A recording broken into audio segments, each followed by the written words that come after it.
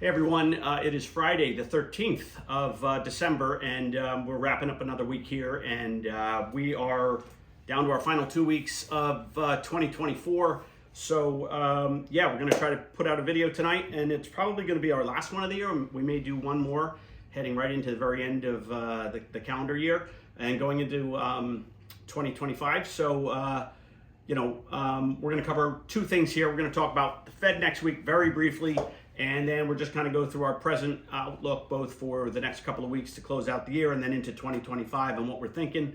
And then again, as always, how we're positioning for those days. So let's get right into it. It's really been a heck of a year. We've got the S&P 500 up 27%. As of today, we've got NASDAQ caught a good rebound in the early part of December, and it's up 30%. We've got IWM, the Russell 2000 small cap sector, which we positioned this summer. That is now up 20%. Those are the positives. Where the negatives in the market, they're not too bad. They're just anchors dragging us back a little bit. But our international positions, the broad market international is up about 3.8%. And the bond market, follow the Barclays bond index, is down 0.5%.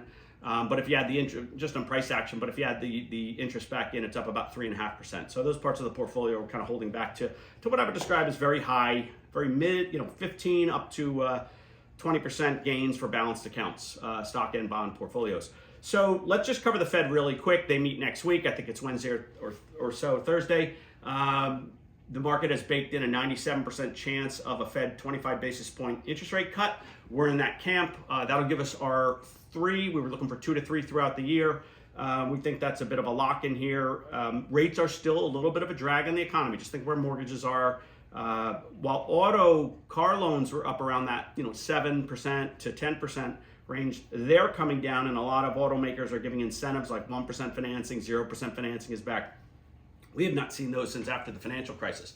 So, they see a slowdown in the consumer, et cetera. So it's a really interesting market. You've got in one hand, economy. In one hand, you've got inflation is just kind of stabilizing to creeping up slightly. Nothing that I'm alarmed with. And then on the other hand, you've got employment that is sort of slowing, with unemployment ticking up 0.1% this month.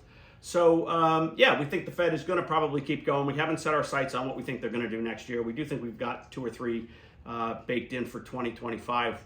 We're going to be flexible on that, but it's just a wonderful environment right now. And then our present outlook for the market and how we're positioning. Look, we are fully invested. The market is currently overbought. We're not putting fresh cash at work right here. We continue to do monthly dollar cost averages, the same amount of money for the clients that send in money or new clients that come on board every month systematically, whether the market's up or down. And we usually do that over a 6 to 12 month time horizon for somebody new. But we are fully invested with the broad base of our portfolio. It's been a hell of a strong market, as you know. In the last 2 years, 23 and 24, the market's up 57 and change percent. That's almost 60%. It's incredible. But as such, our portfolios are overweight equities now, and predominantly in technology. So yeah, super strong portfolio performance. Our biggest holding is in individual stocks is NVIDIA.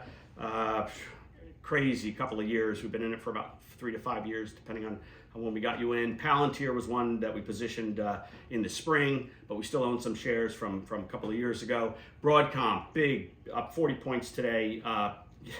Stocks on fire. And then in November, we talked about some stocks we were purchasing in our November 8th video, and that was one of the ones was Marvell.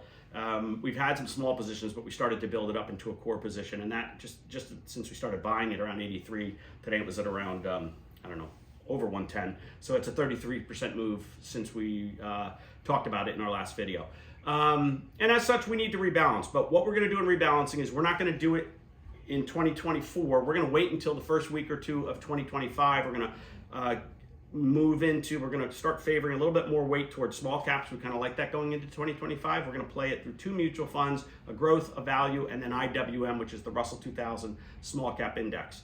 We are going to wait for the first week of January, and we're going to do that simply because the gains are so big this year and last year that we want to push the capital gains taxes that we're going to book into next year, 2025, and those don't get paid to the IRS until April of 2026. So by waiting an extra 2 weeks, we're going to get an extra year and a quarter to let that money work for us before we have to send it off to the government.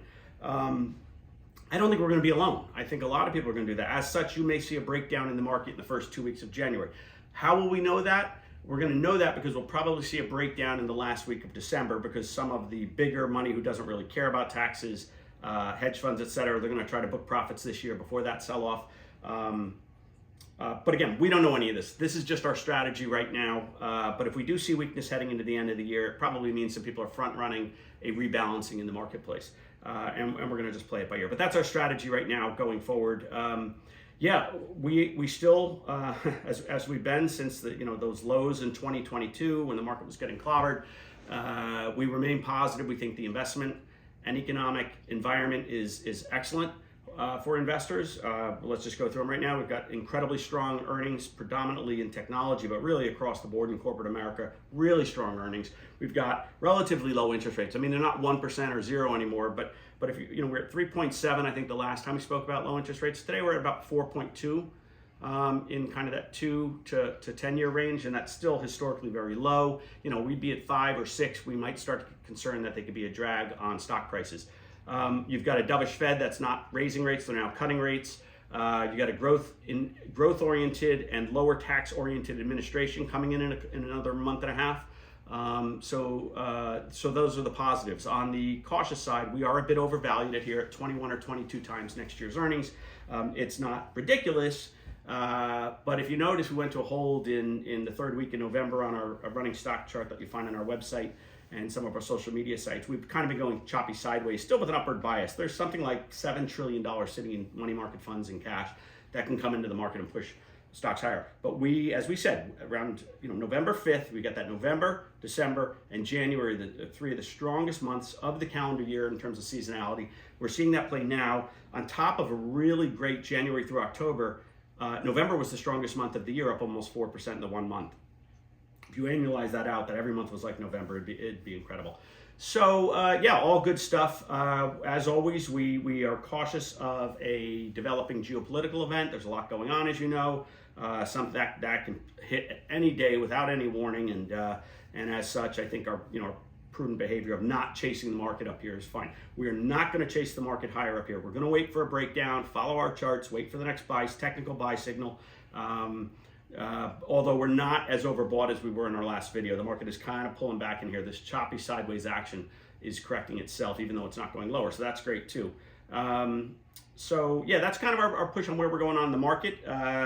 As we wrap up here, just one housekeeping note. We are in the marketplace hiring. We're looking for a new client service manager to come on board, preferably entry level. And so if you know anyone, send them our way. We preferably like to work with people that have no or limited experience. Recent college graduates are great. We typically do not hire clients, family members. But if you know somebody that has impeccable integrity, strong attention to detail, and is looking for an opportunity, high organization, et cetera, you guys know what we look for. If you know someone that might be interested in interviewing with us, we'd love to meet them. We'd like to get this person in the chair as early as January, but certainly in the first quarter next year. But we're not going to hire anyone until we know it's the right fit. So that's really it. We're going to wrap up 2024, a hell of a couple of years here at Parisi Gray Wealth Management. We want to thank all of our clients. We want to thank the friends of the firm. You know who you are. And this Monday, is it this Monday? Monday, December 16th, marks our 8th year anniversary as an independent company that we formed when David and I and the rest of the team began in 2017 was the first full year in operation as a registered investment advisor. It's been an incredible journey. The practice continues to evolve. Our investment work, our wealth advisory, financial planning work, and our client service, we just continue to evolve. We get better and stronger and more confident every month. And as we approach AUM of $1 billion now, it's hard to believe we're basically at $1 billion. We've made over 130 million in assets under management just on price appreciation alone in the last 12 months. So yeah, and we're going to head into the holiday season here. We want to wish all of you and your families a very happy holiday, happy Hanukkah, Merry Christmas, and enjoy your holiday season. Stay in touch with us as we wrap up the year. We're going to start setting meetings to get out to see the client base next middle of January, and February we'll do our annual trip down to Florida at the under part there. So yeah, thank you for trusting us, and let's do it again next year. Take care, everyone.